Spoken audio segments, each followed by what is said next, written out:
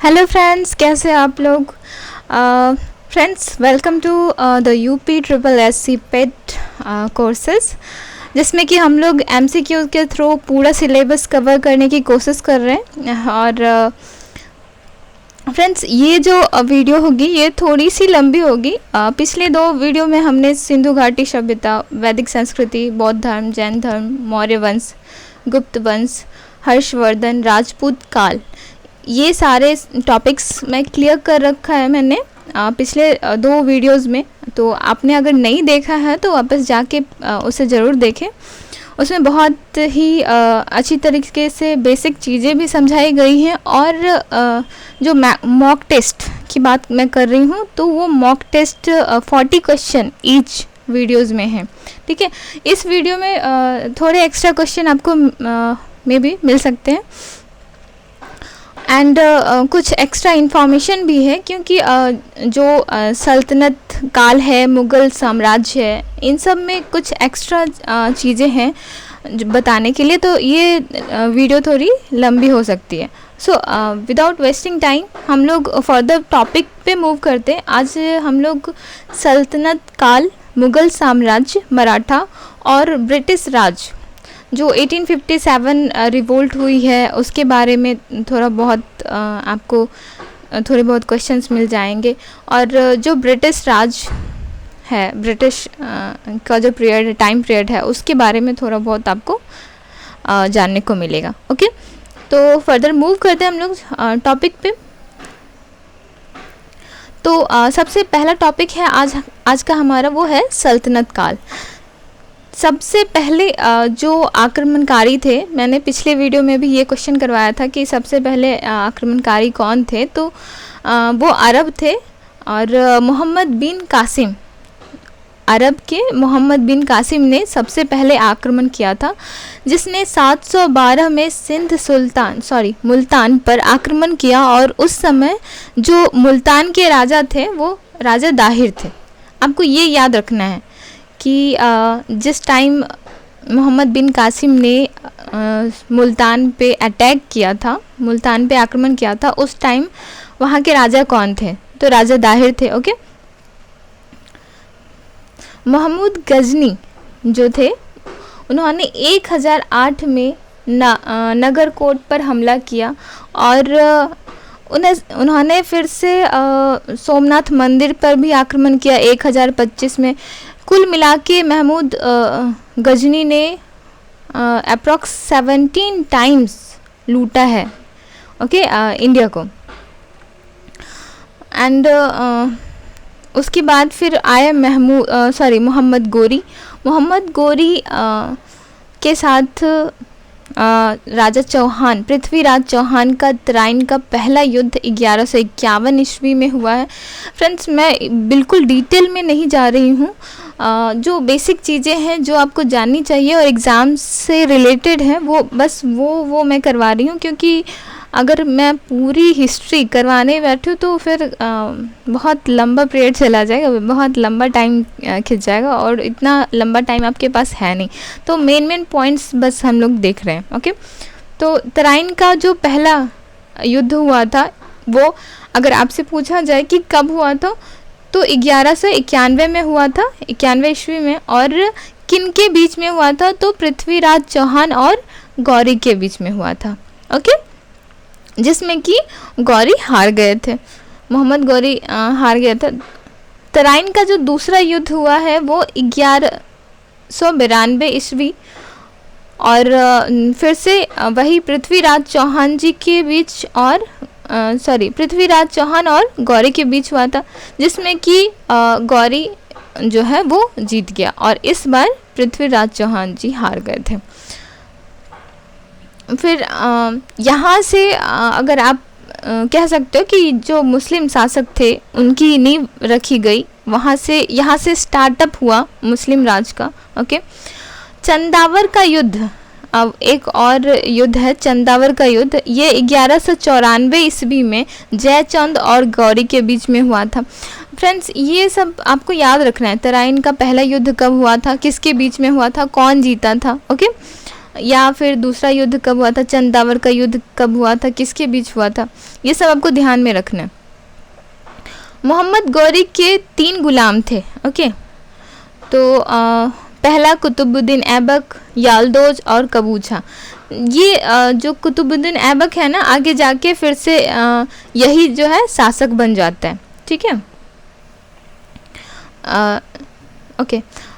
Next is, अभी यहाँ से सल्तनत काल जो है वो जो स्लेव डायनेस्टी, गुलाम वंश जो है वो स्टार्ट होता है। और जो मैंने बताया आपको कि मोहम्मद गौरी के जो 3 गुलाम थे उसमें से एक जो है वो शासक बन जाता है, कुतुबुद्दीन ऐबक। ओके, तो 1206 से 1290 ईस्वी तक गुलाम वंश जो है उसका शासक जो है वो उन्होंने शासन किया। ओके, तो कुतुबुद्दीन ऐबक ने अपनी राजधानी लाहौर को बनाया। तो इससे भी आपको क्वेश्चन आ सकता है कि सबसे पहले कुतुबुद्दीन ऐबक ने अपनी राजधानी कहाँ बनाई थी, तो लाहौर। ओके, इसका आंसर हो जाएगा। ऐबक ने 2.5 दिन का झोपड़ा भी बनवाया था। ओके, तो अगर आपसे पूछा जाए कि 2.5 दिन का झोपड़ा कहाँ है, तो अजमेर में है। और किसने बनवाया है, तो कुतुबुद्दीन ऐबक ने बनवाया है। ओके, ऐबक ने दिल्ली में कुव्वत उल इस्लाम नामक मस्जिद का निर्माण करवाया, जो भारत की पहली मस्जिद बनी। फ्रेंड्स, ये पॉइंट देखिए, इसमें 3 क्वेश्चन अपीयर हो रहे हैं। एक तो कुव्वत उल इस्लाम मस्जिद कहाँ है, तो दिल्ली में है। ओके, और सबसे पहला मस्जिद भारत में जो बना था वो कौन सा था, तो इसका भी आंसर हो जाएगा कुव्वत उल इस्लाम। और किसने बनवाया था, तो Qutbuddin Aibak. Okay, next point है 1206 में चौगान खेलते हुए घोड़े पर से गिर जाने के कारण ऐबक की मौत हो गई। कभी कभी रेयरली ये क्वेश्चन आता है कि आप बताओ कि चौगान खेलते हुए कौन से शासक की मृत्यु हुई थी, तो आपके पास ऑप्शंस मिलेंगे। तो आपको क्या टिक लगाना है, कुतुबुद्दीन ऐबक। और कब हुई थी ये भी पूछा जा सकता है, तो 1206 ईस्वी में। ओके, नेक्स्ट जो आए शासक वो थे इल्तुतमिश।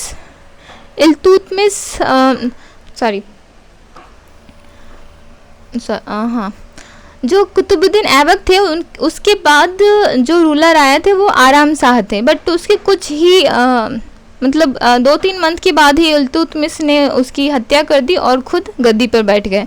ये हुआ 1211 ईस्वी में। ओके, तो नाउ अभी जहाँ हम लोग हैं वहाँ 1211 ईस्वी में दिल्ली का राजा कौन है, तो इल्तुतमिश। ओके, इल्तुतमिश ने दल चालीसा का जो है समूह का निर्माण किया था। तो अगर आपसे क्वेश्चन पूछा जाए कि दल चालीसा या 40 गुलामों का समूह किसके द्वारा निर्माण किया गया था, तो इसका आंसर हो जाएगा इल्तुतमिश। ओके, और इसे जो 40 का दल था, 40 गुलामों का जो समूह था, इसको तुर्कान-ए-चहलगान भी कहा जाता है। तो इससे रिलेटेड आपके पास फिर से 3 क्वेश्चंस आ गए। एक तो दूसरा नाम क्या है दल चालीसा को, और क्या कहा जाता है, तो तुर्कान-ए-चहलगान। ओके, और ये किसने बनवाया था, मतलब किसने फॉर्म किया, किसने निर्माण किया, तो इल्तुतमिश ने। ओके, नेक्स्ट जो चांदी का टंका और तांबे का जीतल, ये जो कॉइन्स बनवाए गए थे ये भी इल्तुतमिश के द्वारा बनवाए गए थे। तो ये भी एक क्वेश्चन बन सकता है। और इक्ता प्रणाली जो चलाई गई थी ये भी इल्तुतमिश के द्वारा चलाई गई थी। तो इल्तुतमिश के द्वारा बहुत सारे काम किए गए। क्या क्या, एक 40 दल का समूह बनाया गया।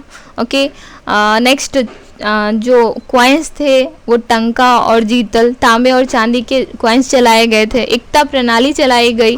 ओके, तो ये सारे काम इल्तुतमिश ने किए थे। और नेक्स्ट उसके बाद इल्तुतमिश की मृत्यु हो गई 1236 ईस्वी में। एंड उसके बाद आई रजिया सुल्तान। रजिया सुल्तान जो थी वो पहली महिला शासक बनी और ये ज़्यादा दिन तक रूल नहीं कर पाई क्योंकि उन्होंने प्रदा प्रथा था उसका त्याग कर दिया, तो जो प्रजा थी उसका विद्रोह करने लग गई थी। बट रजिया सुल्तान बहुत ही स्ट्रॉन्ग रूलर थी। एंड अगर आपसे पूछा जाए कि सबसे पहली महिला शासक कौन बनी थी, शासिका कौन बनी थी, तो वो रज़िया सुल्तान। ओके, रज़िया सुल्तान की हत्या कर दी गई 1240 ईस्वी में हरियाणा के कैथल में। ओके, उसके बाद जो इम्पोर्टेंट रूलर आए वो थे बलबन। बलबन को बहाउद्दीन भी बोला जाता है।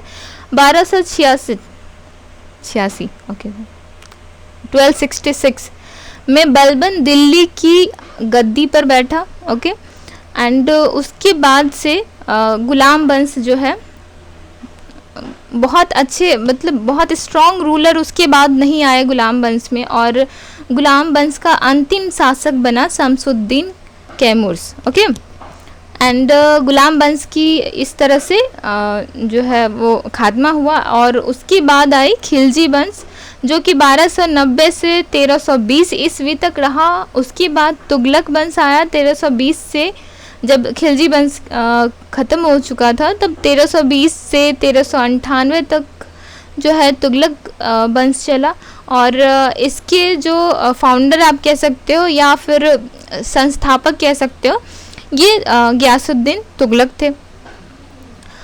ओके, मोहम्मद बिन तुगलक के बारे में थोड़ा बहुत हम लोग पढ़ लेते हैं। ये इम्पॉर्टेंट रूलर में से एक है। तो जब मोहम्मद बिन तुगलक का रूल चल रहा था उस टाइम एक अफ्रीकी यात्री इब्न बतूता 1333 ईस्वी में भारत आया था। तो आपके पास एक क्वेश्चन और बन गया कि मोहम्मद बिन तुगलक के काल में कौन से अफ्रीकी यात्री आए थे भारत, ओके, या फिर कब आए थे? तो आपके पास आंसर है इब्न बतूता और 1333 में, ओके, 1333 में। ओके, उसके बाद फिर 1351 में 1351 ईस्वी में मोहम्मद बिन तुगलक की मृत्यु हो गई। उसके बाद जो रूलर आए वो थे फिरोज तुगलक। फिरोज तुगलक में सैयद वंश, उसके बाद सैयद वंश की स्टार्टिंग हुई, नींव रखी गई। 1414 से 1491 तक सैयद वंश चला। उसके बाद लोदी वंश जो है वो रूल में आई। लोदी वंश 1451 में बहलोल लोदी के द्वारा स्टार्ट किया गया। संस्थापक बहलोल लोदी थे। ओके, तो आपके पास फिर से एक क्वेश्चन है कि जो लोदी वंश था उसके संस्थापक कौन थे? तो बहलोल लोदी। ओके, और कब स्टार्ट हुआ? तो 1451 ईस्वी में। जो बहलोल लोदी थे उनको शाह गाजी की भी उपाधि दी गई। ओके, 1504 में सिकंदर लोदी ने आगरा शहर बसाया। तो आपसे अगर पूछा जाए कि आगरा शहर किसने बसाया, तो सिकंदर लोदी ने बसाया। और कब बसाया? तो 1504 ईस्वी में। और उसे जो आगरा शहर बसाया था उसे ही राजधानी बना दी गई। ओके, भूमि के नाप के लिए गजे सिकंदरी का प्रचलन भी इसी कार्रवाई, जो सिकंदर लोदी थे उन्होंने ही जो भूमि का नाप होता है वो उसमें जो गज का यूज होता है वो सिकंदर लोदी के द्वारा ही स्टार्ट किया गया था, प्रचलन में आया था उन्हीं के रूलिंग काल में। ओके, 21 अप्रैल 1526 को इब्राहिम लोदी पानीपत की लड़ाई में बाबर से हार गए। अभी इससे भी एक क्वेश्चन बनता है कि पानीपत की लड़ाई किनके बीच हुई थी? तो बाबर और इब्राहिम लोदी के बीच में हुई थी 1526 में। ओके, यहाँ आपका बेसिक कंप्लीट हुआ। कुछ ज़्यादा टाइम ले लिया मैंने बेसिक कंप्लीट करने में, लेकिन ये ज़रूरी था। ओके, अब हम लोग MCQs पे आ जाते हैं। तो आपका फर्स्ट क्वेश्चन है आज का, कुतुब मीनार को जैसे हम आज देख रहे हैं अंततः उसका पुनर्निर्माण किया गया था। तो ये किसने करवाया था? ओके, आपके पास ऑप्शंस हैं बलबन, मोहम्मद बिन तुगलक, फिरोज शाह तुगलक या अलाउद्दीन खिलजी। ओके, तो आपके पास 30 सेकेंड है, वीडियो को पॉज कर लो, उसके बाद फिर आंसर देना। सो आंसर हो जाएगा आपका Firoz Shah Tughlaq. Okay, third option. Question number 2 क्या है आपका, दिल्ली का जो सुल्तान था, किसी सुल्तान ने बहुत सारी नहरें, मतलब जो एग्रीकल्चर के फील्ड थी, जो खेती वगैरह थे, उनके लिए बहुत ही, फार्मर्स के लिए बहुत ही अच्छा काम किया था। तो वो कौन से सुल्तान थे जिन्होंने नहरों के सबसे बड़े नेटवर्क का निर्माण किया था? तो आपके पास फिर से 30 सेकेंड्स हैं, आपको 30 सेकेंड में क्वेश्चन का आंसर देना है। ओके, वीडियो को पॉज कर लो। It's C option. Okay, Firoz Shah Tughlaq ने जो बड़े नेटवर्क, नहरों के बड़े नेटवर्क का निर्माण था, वो फिरोज शाह तुगलक के द्वारा करवाया गया था। ओके, तो अब हम मूव करते हैं थर्ड क्वेश्चन पे। थर्ड क्वेश्चन है आपका, तराइन की जो पहली लड़ाई हुई थी 1191 ईस्वी में, ये मैंने पहले डिस्कस भी किया था आपके साथ। तो किसके बीच हुई थी? ये तो आप इजीली कर लोगे क्योंकि इसका आंसर आपको पहले से पता है। ओके, आपके पास 30 सेकेंड है। इसका आंसर हो जाएगा मोहम्मद गौरी और पृथ्वीराज चौहान के बीच में हुई थी। ओके ओके, नेक्स्ट क्वेश्चन है क्वेश्चन नंबर 4। अलाउद्दीन खिलजी ने सैनिकों को वेतन के रूप में भूमि प्रदान करने की प्रथा बंद कर दी थी। फ्रेंड्स देखिए, इस क्वेश्चन में ही आपके पास एक जो है क्वेश्चन का आंसर छिपा हुआ है कि भूमि प्रदान की जो प्रथा थी सैनिकों के लिए वेतन के रूप में, वो किसके द्वारा बंद कर दी गई थी? तो ये अलाउद्दीन खिलजी के द्वारा। ओके, तो निम्न में से किस सुल्तान ने इस प्रथा को फिर से शुरू किया था? आपको ये बताना है क्वेश्चन नंबर 4 का आंसर। ओके, तो वीडियो को पॉज कर लो आप लोग। इसका आंसर होगा Firoz Shah Tughlaq. Okay, next question जो है आपका, किसने 40 तुर्की सरदारों को लेकर तुर्कान ए जहलगानी या चालीसा दल का गठन किया था? ये भी मैं पहले ही आपसे डिस्कस कर चुकी हूँ। क्वेश्चन नंबर 5 का आंसर हो जाएगा इल्तुतमिश। ओके, क्वेश्चन नंबर 6, किसने राज दरबार में सिजदा या फिर या पाबोस, सिजदा क्या होता है उससे पहले आप ये जान लो। घुटनों पर बैठकर शीश, यहाँ गलत लिखा हुआ है, घुटनों पर बैठ के शीश निवाना जो झुकाते हैं ना, उसको सिजदा बोलते हैं। तो और पाबोस बोलते हैं शीश झुकाना। ठीक है, तो पाबोस once again I am wrong, सिजदा जो होता है वो घुटनों पे बैठ के शीश झुकाने को बोलते हैं, और पाबोस जो होता है वो पाँव को चूमने को बोलते हैं, पाबोस। ओके, तो किसने किसने ये जो है वो चलाई थी? तो इसका आंसर हो जाएगा क्वेश्चन नंबर 6 का आंसर आपको बताना है। ओके, आई थिंक आंसर आपके पास आ गया होगा, इज बी। ओके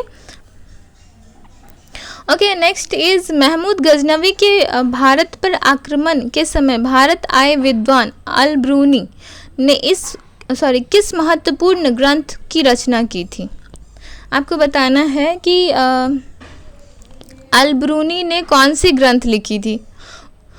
तो वीडियो को पॉज कर लो आप। ओके, उसके बाद आंसर देना। क्वेश्चन नंबर 7 का आंसर हो जाएगा किताब ul Hind. Okay, next question क्या है आपका? क्वेश्चन नंबर 8, तराइन के द्वितीय युद्ध में किसने किसको पराजित किया था? ये भी आपको पता होना चाहिए। तो क्वेश्चन नंबर 8 का हो जाएगा D. Okay, next question is Bharat में गुलाम वंश का संस्थापक कौन था? भारत में गुलाम वंश का संस्थापक कौन था? गुलाम वंश मैंने अभी बताया था आपको, तो कौन था? कुतुबुद्दीन ऐबक। ओके ओके, ये लास्ट क्वेश्चन था। एक्चुअली फ्रेंड्स, जो डिटेलिंग है वो बहुत ज़्यादा हो गई है, तो बहुत ज़्यादा टाइम कंज्यूम कर रहा है, तो 1-2 क्वेश्चन कम होंगे, लेकिन जो बेसिक्स मैंने आपको बताए हैं उससे बहुत सारे क्वेश्चंस बनते हैं। और कैसे कैसे क्वेश्चंस बन सकते हैं ये मैंने आपको जब मैं बेसिक्स बता रही थी तब मैंने आपको करके भी बताया। तो आपके मोर देन 30 क्वेश्चन तो पहले ही हो चुके हैं। So don't worry about the number of questions. Next जो टॉपिक है वो मुग़ल राजवंश है। मुग़ल राजवंश में पहले जो रूलर आए बाबर, 1526 से 1530 ईस्वी तक उनका शासन चला। और उसके बाद आए हुमायूं 1530 से 40 तक रहे। उसके बाद फिर 1555 से 1556 तक उनका राज रहा। उसके बाद शेर शाह सूरी 1540 से 1545 ईस्वी तक उन्होंने रूल किया। एक्चुअली हुमायूं के बाद शेर शाह सूरी आए, उसके बाद फिर से हुमायूं ने स्टार्ट कर दिया, शासन में आ गए थे। उसी के शासन काल में दिल्ली से काबुल तक ग्रैंड ट्रंक रोड बनाई गई। किसके शासन काल में? तो शेर शाह सूरी के शासन काल में क्या बनाया गया था? Grand trunk road. ओके, कहाँ बनाया गया था? तो दिल्ली से काबुल तक। ओके, नेक्स्ट जो शासक हुए वो अकबर, 1556 से 1605 ईस्वी तक उनका राज रहा। ओके, भूमि राजस्व प्रणाली और उसकी प्रसिद्ध मनसबदारी प्रथा के कारण उसकी स्थिति भिन्न है। मतलब जो भूमि राजस्व प्रणाली थी और मनसबदारी थी, ये सब अकबर के द्वारा स्टार्ट की गई थी। ओके, अकबर की मृत्यु जो है वो 1605 ईस्वी में हुई और उसके बाद फिर उनको दफनाया गया सिकंदरा में, जो कि आगरा में आगरा के बाहर है शायद। हाँ, तो आपसे ये पूछा जा सकता है कि अकबर को कहाँ दफनाया गया था। ओके, कुछ क्वेश्चन को उल्टा पुल्टा कर सकते हैं, लेकिन मेन जो क्वेश्चन है ये, उसका मतलब ये हो सकता है कि अकबर को कहाँ दफनाया गया था। ओके, या फिर उनका जो टॉम्ब है वो कहाँ है। तो 1605 ईस्वी में उनकी मृत्यु हो गई और उनको सिकंदरा में दफनाया गया। नेक्स्ट जो है दरबार, अकबर के दरबार में 9 रत्न थे। ये तो सबने सुना होगा कि अकबर के दरबार में 9 रत्न थे। उन 9 रत्न का क्या क्या नाम था ये मैं यहाँ पे मैंने मेंशन कर रखा है। तो फर्स्ट वन वाज बिरबल, ये तो अकबर बिरबल की कहानी में आपने पढ़ा ही होगा। दूसरे थे तानसेन, तीसरे फैजी, चौथे महाराजा मान सिंह, 5वें थे फ़कीर अजीउद्दीन, 6th जो छठे थे वो Mirza Aziz Koka, and 7th one is Todarmal. Todarmal के बारे में भी सबने सुना होगा। अब्दुल रहीम खाने खाना और अबुल फजल, ये 9 रत्न थे अकबर के। ओके, नेक्स्ट जो शासक आए वो जहांगीर थे। जहांगीर के शासन काल में कला, साहित्य और वास्तुकला, जहांगीर जो थे वो बहुत ही मतलब उन्हें कला, साहित्य इन सब में बहुत ज़्यादा रुचि थी, तो उन्होंने इन सब को बहुत ज़्यादा प्रोत्साहन दिया था। ओके, कला, साहित्य, वास्तुकला ये सब बहुत ज़्यादा उनके टाइम में फली फूली थी। ओके, श्रीनगर में बनाया गया मुगल गार्डन उसकी कलात्मक अभिरुचि का एक अस्थायी प्रमाण है।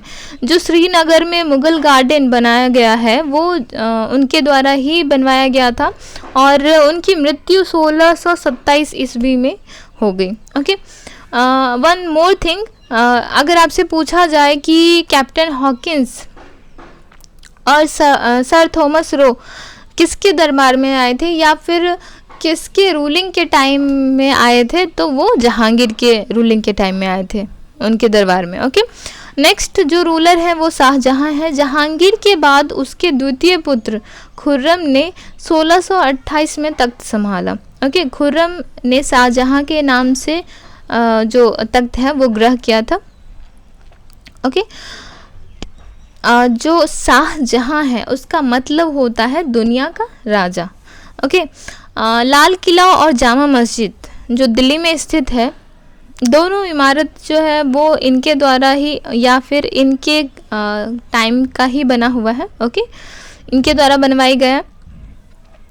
इन सब के अलावा शाहजहां को आज ताजमहल, आप सबको पता है ताजमहल के बारे में, तो ताजमहल भी शाहजहां के द्वारा ही बनवाया गया है। और वन मोर थिंग, बर्नियर और तवनीर और इतालवी मनुक्की जो हैं इनके टाइम पे ही उनके दरबार में आए थे।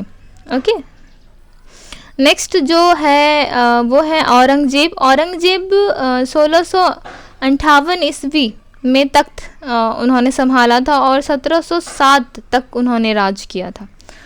ओके, तो उसके बाद भी बहुत सारे शासक आए, बट जो स्ट्रॉन्ग आप कह सकते हो कि बहुत ही मजबूती के साथ जो शासन कर रहे थे वो औरंगजेब तक ही थे। उसके बाद बहुत सारे शासक आए, बहादुर शाह, जहांगीर शाह, फारूक सियार, मोहम्मद शाह, अहमद शाह बहादुर, आलमगीर, शाह आलम द्वितीय, अकबर शाह द्वितीय, बहादुर शाह द्वितीय। तो ये सारे जो रूलर थे ये बहुत ही वीक थे। ठीक है, ये अच्छे से रूल नहीं कर पाए या अपनी पकड़ नहीं बना पाए। ओके, तो आपके लिए यहाँ से जो इम्पोर्टेंट है वो ये है कि बहादुर शाह द्वितीय जो थे वो मुग़ल के सबसे जो लास्ट रूलर थे वो बहादुर शाह द्वितीय ही थे। ओके, उनका कार्यकाल 1837 से 1857 तक रहा। ओके, तो फर्दर अब हम लोग आ जाते हैं एमसीक्यूज़ पे।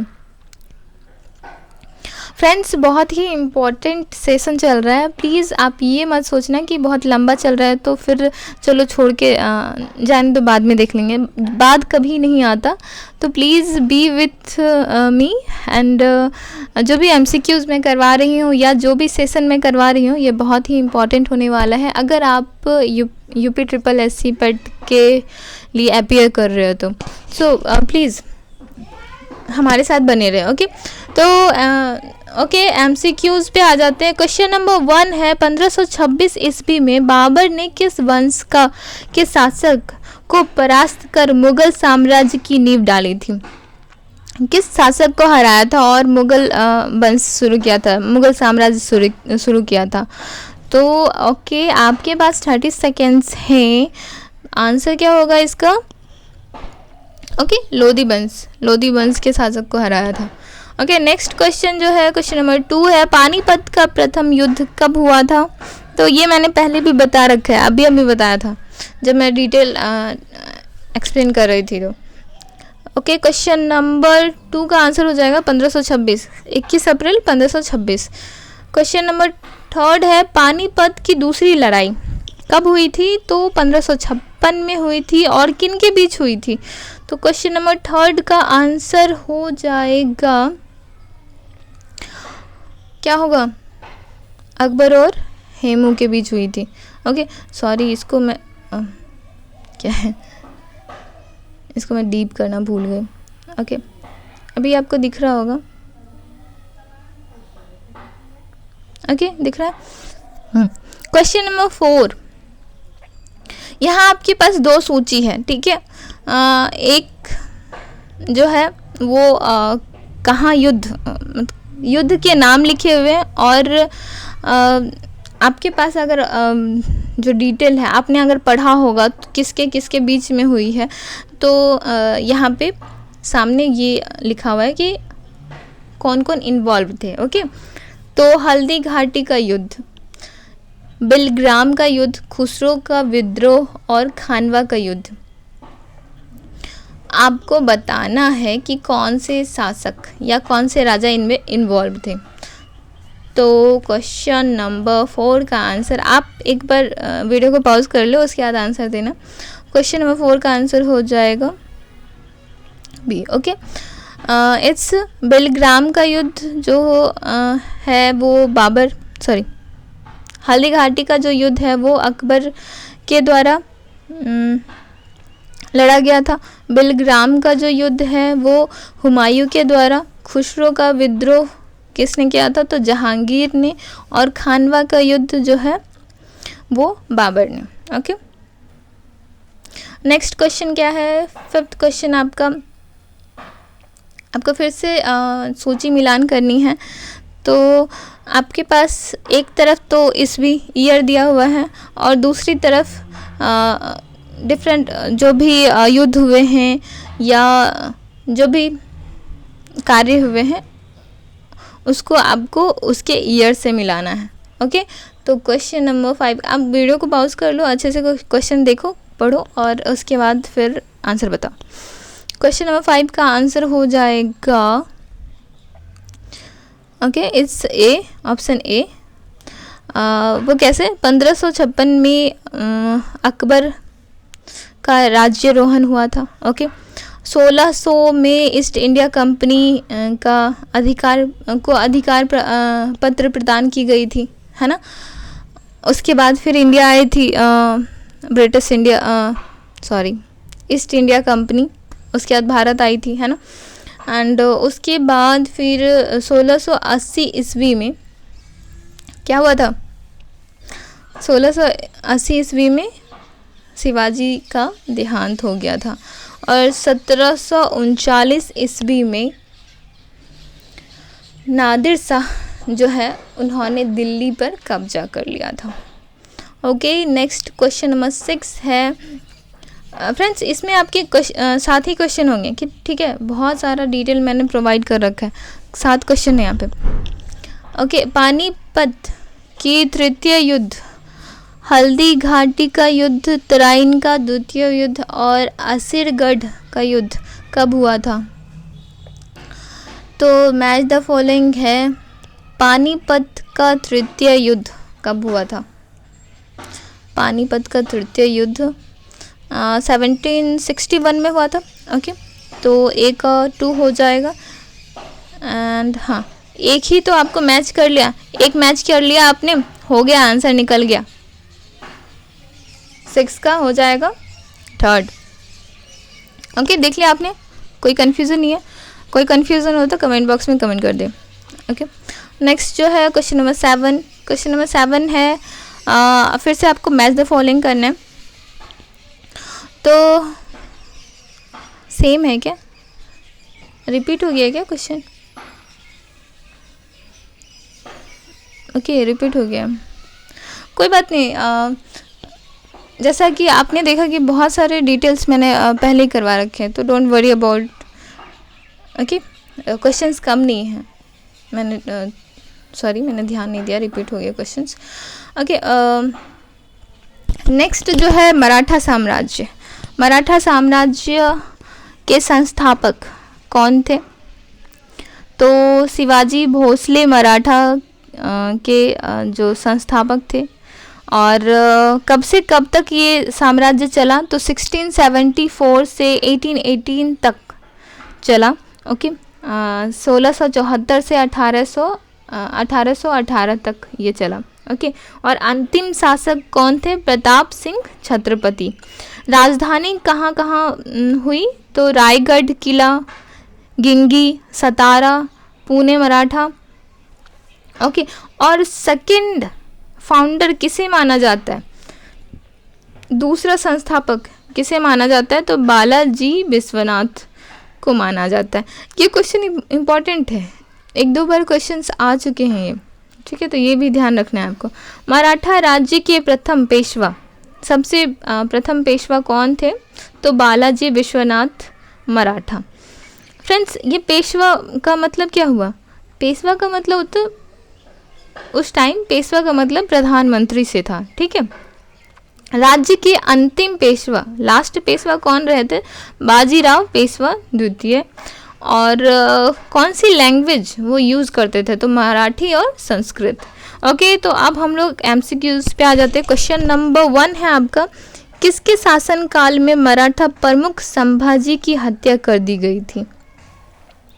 ओके, तो क्वेश्चन नंबर 1 का क्या होगा आंसर, पॉज कर लो आप लोग, उसके बाद आंसर देना। ओके, तो क्वेश्चन नंबर 1 का आंसर है औरंगजेब। ओके, नेक्स्ट, शिवाजी के अष्टप्रधान का जो सदस्य विदेशी मामलों में देखरेख करता था वह कौन था।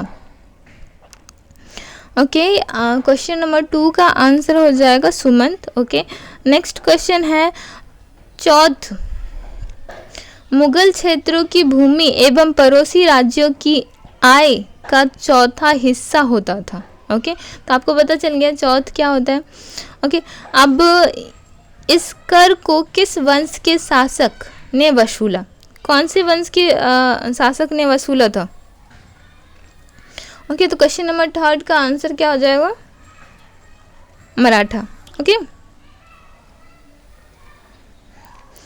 नेक्स्ट जो है, दास बोध की के रचनाकार कौन थे, दास बोध किसकी रचना है,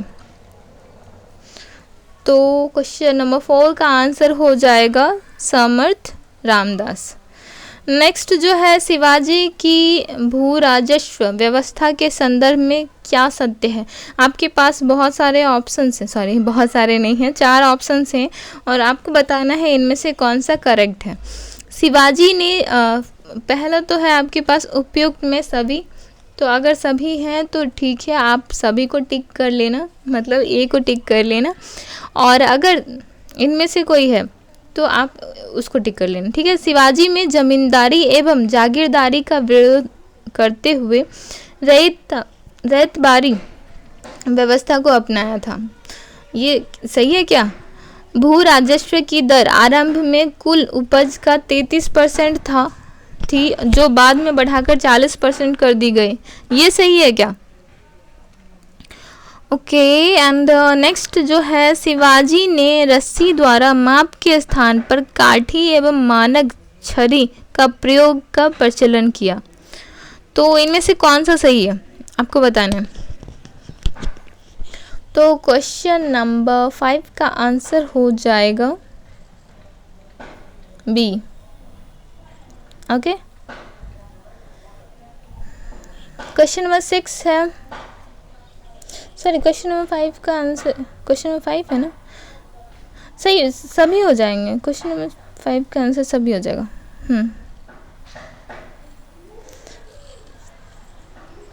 ये सारे हैं, हाँ 33% से बढ़ा के 40% कर दिया गया था बाद में, सभी हो जाएंगे। ओके, क्वेश्चन नंबर 6 का क्या होगा, क्वेश्चन नंबर 6 है, संभाजी के बाद मराठा शासन को निम्नलिखित में से किसने सरल और कारगर बनाया था, तो क्वेश्चन नंबर 6 का आंसर हो जाएगा बालाजी। ओके, बालाजी विश्वनाथ ने बहुत अच्छा काम किया था इस पे। क्वेश्चन नंबर 7 है, सरदेश मुखी की वसूली शिवाजी इस आधार पर करते थे कि वे महाराष्ट्र पुश्तैनी सरदेश मुखी प्रधान मुखिया हैं, और सरदेश मुखी राजस्व का कितना प्रतिशत होता था, जो सरदेश मुखी शिवाजी वसूलते थे वो कितना % होता था राजस्व का, तो क्वेश्चन नंबर 7 का आंसर हो जाएगा 10%। ओके, 10% होता था राजस्व का। क्वेश्चन नंबर 8 है, निम्नलिखित में से गुरिल्ला युद्ध का पथ प्रदर्शक कौन था, तो कौन था। क्वेश्चन नंबर 8 का आंसर हो जाएगा D. Okay, Shivaji. Lord Wellesley की सहायक संधि सब्सिडरी अलायंस को स्वीकार करने वाला पहला मराठा सरदार कौन था, लॉर्ड वेलेस्ली। अभी ब्रिटिश आ गए, ठीक है, उन्होंने सब्सिडरी अलायंस स्टार्ट कर दिया, सहायक संधि स्टार्ट कर दी है, तो अभी सबसे पहले कौन इसमें फंसता है, कौन सा राज्य इसमें फंसा था, मराठा के कौन से सरदार इसमें फंसे थे, तो इसका आंसर आपको, सॉरी ऑप्शन नहीं दिख रहे थे आपको। Okay, now it's visible. Okay, तो क्वेश्चन नंबर 9 का आंसर हो जाएगा पेशवा बाजीराव सेकेंड, सबसे पहले यही फंसे थे। क्वेश्चन नंबर 10, पानीपत की तीसरी लड़ाई किनके बीच हुई थी? पानीपत की तीसरी लड़ाई किनके बीच हुई थी? और तीसरी लड़ाई कब थी? 1761 में। पहले भी आपने क्वेश्चन में कर रखा है। ओके, तो पानीपत की तीसरी लड़ाई किसके बीच थी? क्वेश्चन नंबर 10 का आंसर हो जाएगा B. Okay, Peshwa Bajirao second और अहमद शाह अब्दाली के बीच हुई थी। ओके, तो अब हम लोग जो हमारा लास्ट जो टॉपिक है उस पर मूव करते हैं। आपको ब्रिटिश के आगमन, ब्रिटिश 1600 के बाद 1600 ईस्वी के बाद भारत में आए थे। ओके, तो ब्रिटिश नहीं आई थी एक्चुअली, ईस्ट इंडिया कंपनी आई थी। उनकी तरफ से एक कंपनी आई थी जो यहाँ व्यापार करना चाहती थी। ओके, और धीरे धीरे उन्होंने अपना पाँव पसारना स्टार्ट किया। बहुत सारे जो क्या बोलते हैं टैक्स वसूलते हैं ना, अभी भी सरकार वसूलती है। तो ये काम किसका है? जो हमारी सरकार है उसका, मतलब उस टाइम के जो राजा थे उनका काम था टैक्स वसूलना। और धीरे धीरे वो उन्होंने क्या किया, अपने हाथ में ले लिए टैक्स वसूलने का, है ना। तो इसकी वजह से जो उनका पावर था एक तरह से वो इंक्रीज होने लग गया। तो अभी जो हम क्वेश्चन करने वाले हैं वो रिलेटेड होगा 1857 युद्ध जो हुआ था, सॉरी रिवोल्ट जो हुआ था, और ब्रिटिशर के आइदर गवर्नर या फिर जो रेगुलेटिंग एक्ट आया था उनके बारे में। ओके, तो 1757 में सबसे पहले 1757 अगर आपसे पूछा जाए कि प्लासी का युद्ध कब हुआ था तो 1757 में हुआ था। ओके, और ये जो है ये इसने हिस्ट्री ही बदल दी। ओके, अंग्रेजों ने पहले बंगाल और भारत में अपना पांव जमाया था। ये जो 1757 प्लासी का युद्ध हुआ था, इसके थ्रू अंग्रेज जो है वो अस्तित्व में आए, रियल अस्तित्व में आए। ठीक है, बंगाल पर अंग्रेजों का आधिपत्य मुगल साम्राज्य के अंतर्गत आने वाले प्रांतों में बंगाल सर्वाधिक संपन्न था, सबसे रिच था उस टाइम बंगाल। ओके, और अंग्रेज जो था वहीं पे अपना कब्जा स्टार्ट कर दिया। प्लासी का युद्ध 23 जून 1757 ईस्वी को अंग्रेजों के सेनापति रॉबर्ट क्लाइव एवं बंगाल के नवाब सिराज उद दौला के बीच हुआ था। तो प्लासी का युद्ध किन के बीच हुआ था? रॉबर्ट क्लाइव और सिराज उद दौला के बीच में हुआ था। ओके, बक्सर, उसके बाद प्लासी के युद्ध के बाद बक्सर का युद्ध हुआ 1764 में। ओके, अंग्रेज और मीर कासिम के बीच में हुआ था। एक ग्रुप थी अंग्रेजों और जो मीर कासिम, अवध के नवाब सिराजुद्दौला और मुगल सम्राट जो शाह आलम सेकंड थे, इन तीनों ने अंग्रेजों के विरुद्ध जो है वो लड़ाई लड़ी और वो हार गए। ठीक है, तो 1764 में बक्सर का युद्ध हुआ और अंग्रेज जीत गए।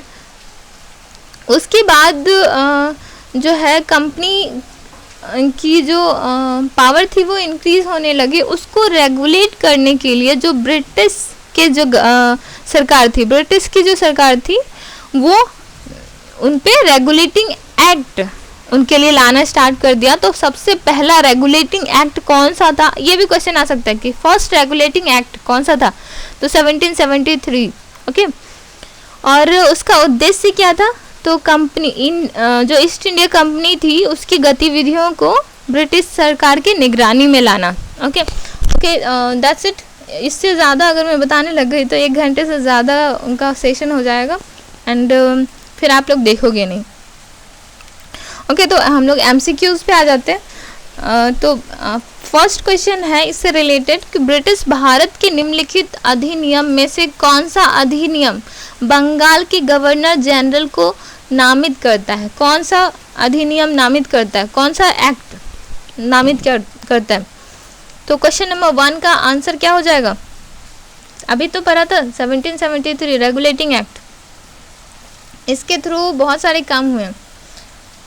अगर आप रेगुलेटिंग एक्ट जो 1773 में हुए और 1833 में, 1835 सॉरी हाँ, ये सब जो एक्ट आए थे, अगर आपको इसको डिटेल में पढ़ना है तो आप प्लीज़ कमेंट बॉक्स में कमेंट कर देना। मैं इसके लिए अलग से जितने भी रेगुलेटिंग एक्ट हैं उसके लिए मैं अलग से एक वीडियो डाल दूँगी। ओके ओके, क्वेश्चन नंबर 2 पे आ जाते हैं। निम्नलिखित अधिनियम में से देखिए यहाँ पे ना 1773, 1784, 1793, 1813, 1833, ओके, ये सारे के सारे जो रेगुलेटिंग एक्ट हैं वो आए थे। और अगर रेगुलेटिंग एक्ट को ही चार्टर एक्ट बोला गया, ओके, तो अगर इन सब के बारे में आपको डिटेल में पढ़ा होगा तो आप प्लीज़ कमेंट बॉक्स में बता देना, मैं अलग से वीडियो बना दूंगी। तो क्वेश्चन नंबर 2 का आंसर क्या हो जाएगा? सॉरी, क्वेश्चन नंबर 2 का आंसर हो जाएगा ए, रेगुलेटिंग एक्ट 1773 का। ओके, नेक्स्ट जो है क्वेश्चन नंबर 3, निम्नलिखित में से किस ब्रिटिश अधिनियम ने भारतीय सिविल सेवा को खुली प्रतिस्पर्धा के रूप में पेश किया? तो कौन सा हो जाएगा? देखिए फ्रेंड्स, 1833 तक तो बिल्कुल भारतीय को देना ही नहीं था एग्ज़ाम, ओके, तो ओपन एग्ज़ाम नहीं हो रहा था। ओपन सिविल सर्विस एग्ज़ाम्स जो हुए, खुली भारतीय सिविल सेवा एग्ज़ाम्स जो स्टार्ट हुई वो 1853 से 1853 चार्टर एक्ट के बाद से स्टार्ट हुई, ठीक है। तो क्वेश्चन नंबर 3 का आंसर हो जाएगा डी।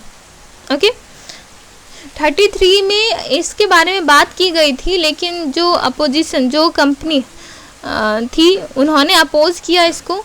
उन्होंने सोचा कि उनके पावर जो है वो लिमिट हो जाएंगे, तो इसकी वजह से 1833 में नहीं हो पाया। बाद में फिर चार्टर एक्ट 1853 आया, तो फिर इंडियंस को सिविल सेवा में भाग लेने का मौका मिला। ओके, क्वेश्चन नंबर 4 है, बंगाल के पहले गवर्नर जनरल कौन थे? सबसे पहले गवर्नर जनरल कौन थे बंगाल के?